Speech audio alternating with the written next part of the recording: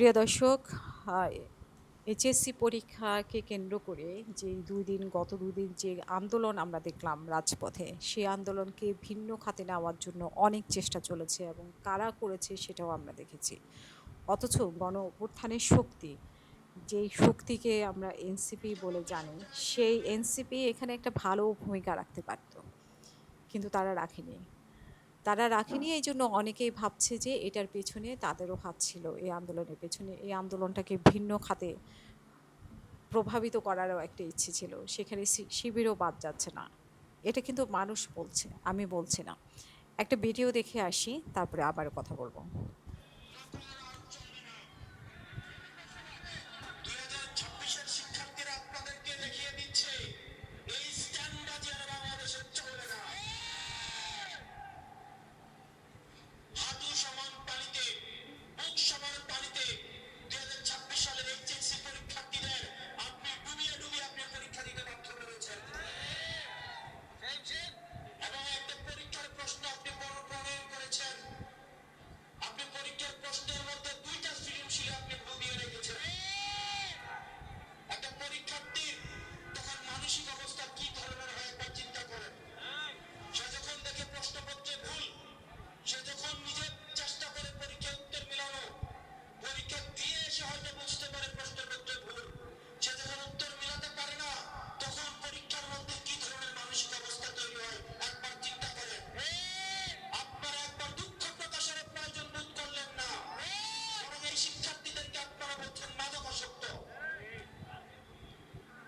এই শিক্ষামন্ত্রী, আপনি যাদেরকে ফার্মের মুরগি বলছেন, এই ফার্মের মুরগির রাস্তায় এসেছে বলে আজকে শিক্ষামন্ত্রী হয়েছে। এই ফার্মের মুরগির রাস্তায় নেমে এসেছে বলে শিলং থেকে এসে সংবিধান বিশেষজ্ঞ হয়েছে। এই ফার্মের মুরগির রাস্তায় এসেছে বলে আজকে লন্ডন থেকে এসে বাংলাদেশের প্রধানমন্ত্রিত্ব করছে। যে এরকম বিভিন্ন কথা বলে মাঠ গরম আমরা আগের রাজনৈতিক ধারায় দেখেছি। সে নিজেও সংসদে ছিল, ক্ষমা চেয়েছি কি চায়নি সেটা সে নিজের মুখেই শুনেছে। আর মাদকাসক্ত কবে কখন বলেছে আমি সেটা জানি না, কারণ এখন এআই দিয়ে বিভিন্ন ঘটনা ঘটে।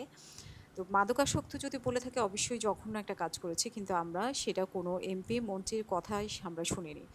ফার্মের মুরগি যেটা বলা হয়েছে সেটা উনি ওনার মেয়ের উদাহরণ দিতে গিয়ে উনি ফার্মের মুরগি বলেছে, এবং সংসদে বহুবার এটা নিয়ে সরি বলা হয়েছে, আলোচনা করা হয়েছে। সেই সংসদ সদস্য হয়ে হাসনাত আবদুল্লাহ এক ধরনের উস্কানিমূলক বক্তব্য দিয়েছে, প্রশ্নপত্রের কথা বলেছে।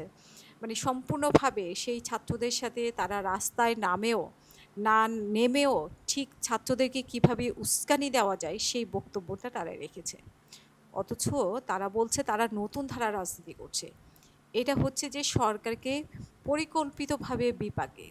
সেখানে যে এনসিপি যুক্ত নেই, তাদের এই বক্তব্য থেকে শুধুমাত্র হাসনাত আবদুল্লাহ না, আরও অনেকেই কিন্তু এই ধরনের বক্তব্য দিয়েছে সরকারের বিরুদ্ধে। যেটা আমরা দেখেছি, যারা বিবেকবান, যারা একটুখানি বুদ্ধি খরচ করে চলতে পারে, যে এটা সরকারকে বিপাকে ফেলার জন্য একটা ঘটনা ঘটেছে। এটাতে সরকার ইচ্ছাকৃতভাবে এমন কোনো কিছু করেনি, এবং শিক্ষামন্ত্রী ইচ্ছাকৃতভাবে এমন কিছু বলেনি বা করেনি। আর শিক্ষার্থীদের মাদকাসক্ত আসলে কে বলেছে সেটা হাসনাত আবদুল্লাহ প্রমাণ করা উচিত। ফার্মের মুরগির জন্য উনি প্রধানমন্ত্রী হয়েছেন, শিক্ষামন্ত্রী হয়েছেন। ফার্মের মুরগির জন্য এইটা বলে না হাসনাত আবদুল্লাহ যে বিএনপি পেছনে ছিল বলেই আজকে হাসনাত আবদুল্লাহ এমপি হয়েছে। বিএনপি পেছনে ছিল বলেই, শিবির পেছনে, জামাত শিবির পেছনে ছিল বলেই হাসনাত আবদুল্লাহ জুলাইকে সফল করতে পেরেছে, না হয় জুলাই সফল করতে পারতো না। তারা সামনের সারিতে ছিল, এটাও যেমন সত্য। তারা না থাকলে বিএনপি সফল হতো না, জনগণ না থাকলে বিএনপি সফল হতো না, এনসিপির মানে যারা নেতারা সে তখন আন্দোলনে ছিল তারাও সফল হতো না। শুধু সম্মিলিতভাবে তো সবাই সফল হয়েছে। তো সেখানে কারো অবদানকে ছোট করা দেখা উচিত না। এখন হাসনাত আবদুল্লাহরা যদি মনে করে যে বিএনপির বা শিবিরের অবদান ছোট, তা কিন্তু না।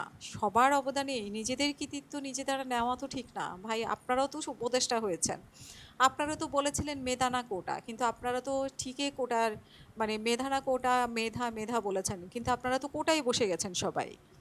আপনারাই কোটার সুবিধাটা সবচেয়ে নিয়েছেন, সেটা কেন ভুলে যান?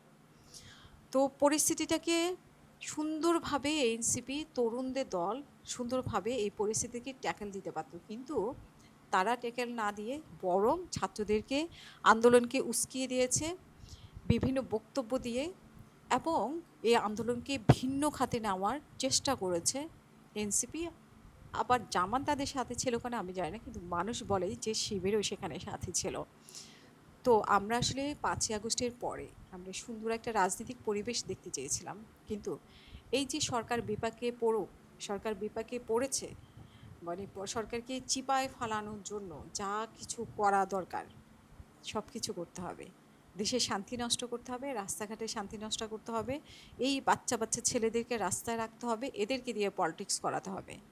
আচ্ছা, এই হচ্ছে নতুন ধারার বাংলাদেশের রাজনীতি, যে ইন্টারমিডিয়েট ছাত্রদের মগজ ধোলাই করে আমরা তাদেরকে রাস্তায় রেখে আমাদের রাজনৈতিক হাতিয়ার বানাবো, এবং রাজনৈতিক হাতিয়ার বানায় তাদেরকে দিয়ে আমাদের স্বার্থ হাসিল করব। এইটাই হচ্ছে বাংলাদেশের 5ই আগস্টের নতুন ধারার রাজনীতি। বুঝেছেন তো?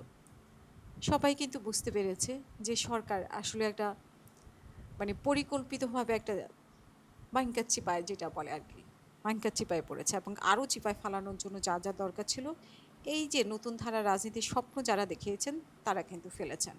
ঠিক আছে, এটাও বুঝতে বাকি নেই। তারপরে এদের প্রতি আর মানুষের কোনো আস্থা থাকবে কিনা। ধরলাম সরকারের অনেক দোষ, সরকার দুর্নীতি করে, সরকার চাঁদাবাজি করে, এবং সরকার টেন্ডারবাজি করে, সরকার হচ্ছে ঋণ খেলাপি, কিন্তু এই যে ইন্টারমিডিয়েটের যে ঘটনাটা, সেই ঘটনায় সরকার আসলে কি করার ছিল সেখানে? তো শুধু বোর্ড না, উনি বলছেন যে হাসিন আবদুল্লাহ বলছে যে বুক পরিমাণ পানি নিয়ে সাঁতার কাটতে কাটতে পরীক্ষা দিতে গেছে, সেটার জন্য সরকার সরি বলছে, এবং যা যা করা দরকার তারা করেছে, ব্যবস্থা নিয়েছে। তারপরে যে অভিযোগগুলো করেছে তাতে কিন্তু এই যে বাচ্চাদের মগজ ধোলাই করে বাচ্চাদেরকে নষ্ট করা, আর বাচ্চারাও মনে করেছে যে আমরা তো আন্দোলন করলেই হাসনাত হতে পারবো, নাহিদ হতে পারবো, তাদের সামনে উদাহরণ আছে হাসনাত নাহিদ হওয়ার, তো তারা রাস্তায় থাকতে পছন্দ করে। এই তো ভালো উদাহরণ তৈরি করেছে, রাস্তায় থাকলে হাসনাত নাহিদ সার্জিস হওয়া যায়। এটা কিন্তু বাচ্চাদের মাথায় ঢুকে গেছে। সো তারা কিন্তু রাস্তায় থাকবে, এখন পড়াশোনা আর থাকবে না, পড়াশোনার আর দরকার নাই, মেধার দরকার নাই। এটাই হচ্ছে নতুন ধারা রাজনীতি।